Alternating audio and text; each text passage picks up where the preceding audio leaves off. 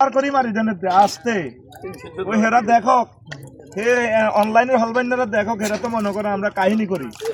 এরপরে কিছু আমল দেখাই করা সুন্নত আল্লাহ নবী অনেক আমল দেখাই করেছে উম্মতের। তো প্রিয় বন্ধুরা এরপরে আল্লাহ তাআলা শানে সূরা ওয়াকিয়াতের